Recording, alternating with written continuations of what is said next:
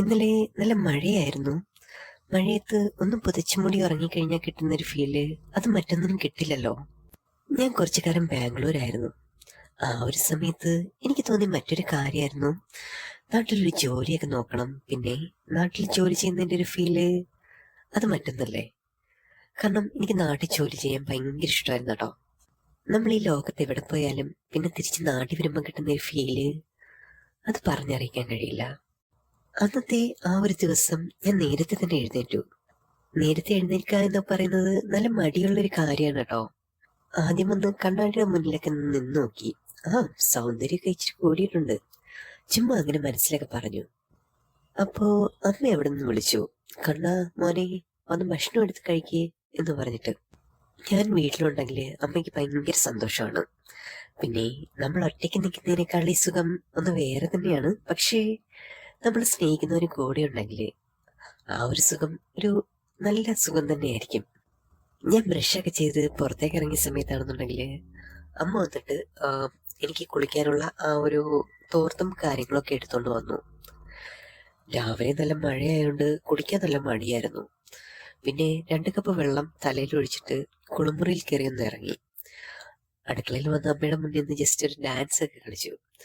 അയ്യോ അമ്മയെ തണുപ്പ്, നേരത്തെ തന്നെ ഓഫീസിൽ പോടെ ഇറക്കുക, ചുമക്കൊന്ന് കളിക്കാതെ എന്നൊക്കെ അമ്മ പറഞ്ഞു. ഞാൻ എൻ്റെ വണ്ടിയൊക്കെ എടുത്ത് ഓഫീസിലേക്ക് പോകാൻ ഒരുങ്ങി. ചെറിയൊരു മഴയും കാര്യങ്ങളൊക്കെ ഉണ്ടായിരുന്നു ആ സമയത്ത്. ചെറിയ മഴ എന്നൊക്കെ പറയുമ്പം ഒരു ചെറിയ ചാറ്റൽ മഴയാണ്. എനിക്ക് പലപ്പോഴും എനിക്ക് ഈ ചാറ്റൽ മഴ നനഞ്ഞു പോകാൻ ഭയങ്കര ഇൻട്രസ്റ്റ് ഉള്ള ഒരു കാര്യമാണ്. അത് നനഞ്ഞു പോകുമ്പോൾ കിട്ടുന്ന ഒരു സുഖം എന്ന് പറയുന്നത് അതൊന്ന് വേറെ തന്നെയാണ്. പിന്നെയാണെന്നുണ്ടെങ്കിൽ ആ ഒരു ചാറ്റൽ മഴ ഉറച്ച് പെയ്യാനായിട്ട് തുടങ്ങി കേട്ടോ. നല്ല മഴയായിട്ട് തുടങ്ങിയിട്ടുണ്ടായിരുന്നു.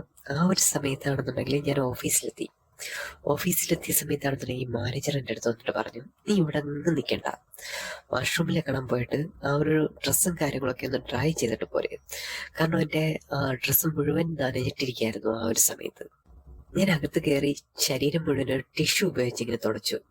വെള്ളം നിൽക്കുന്ന ഭാഗങ്ങളൊക്കെ ആണെന്നുണ്ടെങ്കിൽ ചെറിയൊരു ടിഷ്യൂ കൊണ്ട് തുടച്ചതിന് ശേഷം എൻ്റെ ക്യാബിനിൽ വന്നിരുന്നു. വർക്ക് ചെയ്യാനൊക്കെ തുടങ്ങി.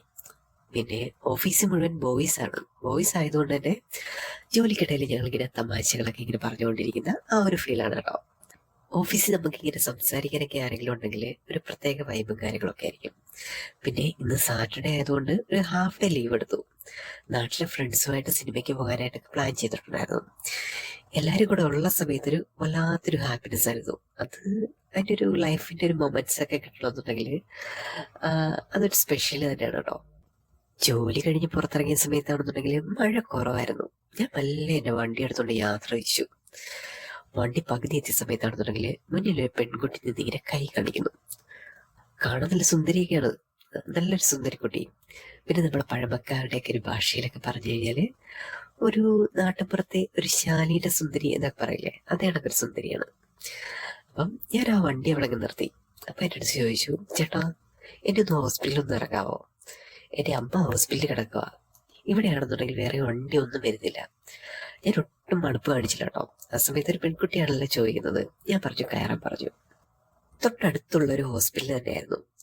അത്യാവശ്യം ആ ഒരു അടുത്ത് നിൽക്കുന്ന ഒരു ഹോസ്പിറ്റലായിരുന്നു. പിന്നെ എൻ്റെ ഒരു ഭാഗ്യദോഷം എന്നൊക്കെ പറയട്ടെ, അവിടെ എത്തിയ സമയത്താണെന്നുണ്ടെങ്കിൽ മഴ ഉറച്ചിങ്ങനെ പെയ്യാൻ തുടങ്ങി. ചെറിയ മഴയൊന്നും ആയിരുന്നില്ല, പിന്നെ നല്ല രീതിയിൽ മഴ പെയ്യാൻ തുടങ്ങി. പിന്നെ തിരിച്ചു പോകാനായിട്ടൊരു രക്ഷയും കാര്യങ്ങളൊന്നും ഇല്ലല്ലോ. അപ്പോൾ ഞാൻ ആ പെൺകുട്ടിക്കൊപ്പം ഹോസ്പിറ്റലിലേക്ക് കയറി. മഴ തോരുന്നവരെ ആ ഹോസ്പിറ്റലിന്റെ വാതിക്കൽ ഇങ്ങനെ നിന്നു. മഴ പെയ്യുന്ന കാണാൻ നല്ല ചന്തമൊക്കെ ഉണ്ടായിരുന്നു. ഞാനത് കണ്ട് അങ്ങനെ ആസ്വദിച്ചു നിന്നു. അപ്പൊ ആ സമയത്താണെന്നുണ്ടെങ്കിൽ എൻ്റെ അടുത്ത് ഒരാൾ പിന്നെ ഇത് വന്നിട്ട് ചോദിച്ചു, ബുദ്ധിമുട്ടായോ എന്നിങ്ങനെ ചോദിച്ചു. ഞാൻ തിരിഞ്ഞു നോക്കിയതും അതൊരു പെൺകുട്ടിയായിരുന്നു.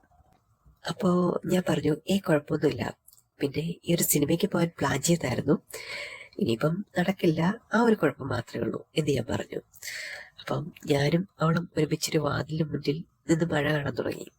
ഞങ്ങൾ രണ്ടുപേരും കുറച്ച് മൗനമായിട്ട് നിന്നു.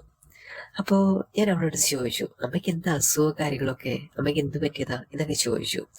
അപ്പോൾ അവൾ എൻ്റെ അടുത്ത് പറഞ്ഞു, അമ്മയ്ക്ക് ഇന്നലെ നല്ല പനിയുണ്ടായിരുന്നു, ഉച്ചയായപ്പോൾ BP കാര്യങ്ങളൊക്കെ കൂടി, പിന്നെ ഇവിടെയൊക്കെ കൊണ്ടുവരേണ്ടതായിട്ട് വന്നു. അപ്പോഴേക്കും സമയം 6 മണിയായി കേട്ടോ. പെട്ടെന്നൊരു ആ ഒരു സമയത്താണെന്നുണ്ടെങ്കിൽ നേഴ്സിൻ്റെ ഞങ്ങൾ എടുത്തിട്ട് വന്നിട്ട് പറഞ്ഞു, ഇവിടെ ആരും ഇനി നിൽക്കുകയൊന്നും വേണ്ട, രാവിലെ വന്നാൽ മതിയെന്ന്.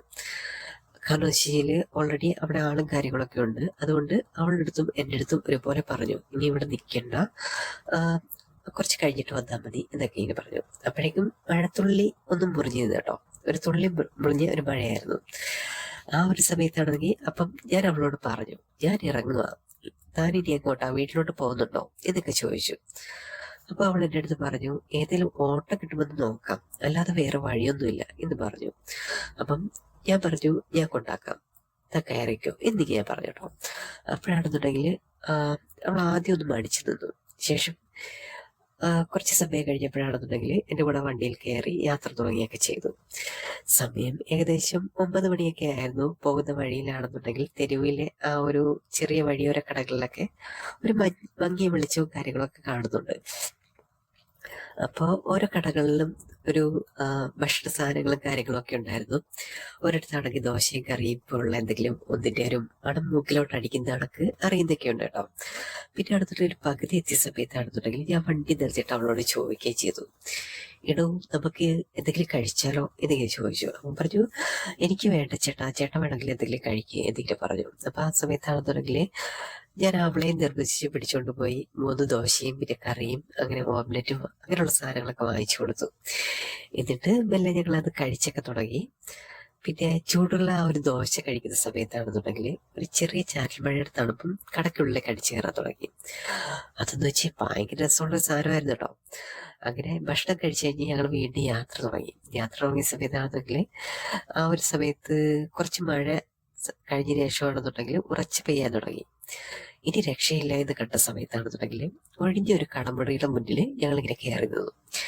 രാത്രി മഴ പിന്നെ കൂട്ടിന് ഇതേപോലെ ഒരു സുന്ദരിയായ പെൺകുട്ടി. അതൊരു പ്രത്യേക വൈബും കാര്യങ്ങളൊക്കെ ആയിരുന്നു. ഞാൻ അവളെ ഇങ്ങനെ പ്രേമിച്ചു കിട്ടിയാലോ എന്നൊക്കെ ഞാനിങ്ങനെ ചിന്തിച്ചു പോയി. മഴയൊന്നും തോർത്ത സമയത്ത് ഇനിയും വൈകിക്കണ്ട എന്ന് മനസ്സിൽ വിചാരിച്ച് ഞാൻ അവളെ കൊണ്ട് സുരക്ഷിതമായി കൊണ്ടുവന്നാക്കി. ശേഷം വീട്ടിൽ വന്ന സമയത്ത് അമ്മ ഉറങ്ങിയിട്ടുണ്ടായിരുന്നു. ഞാൻ മുറിയിൽ കയറി ഒന്ന് ഫ്രഷായി വന്നു കഴിഞ്ഞപ്പോഴാണെന്നുണ്ടെങ്കിൽ ഞാൻ ഇന്നത്തെ ദിവസത്തെ കുറച്ച് അങ്ങനെ ഉള്ള കാര്യങ്ങളൊക്കെ ആലോചിച്ചു. ആരും കിട്ടാൻ കൊതിച്ചു പോകുന്ന ആ ഒരു നിമിഷങ്ങൾ തന്നെയായിരുന്നു എൻ്റെ ഇന്നത്തെ ദിവസം.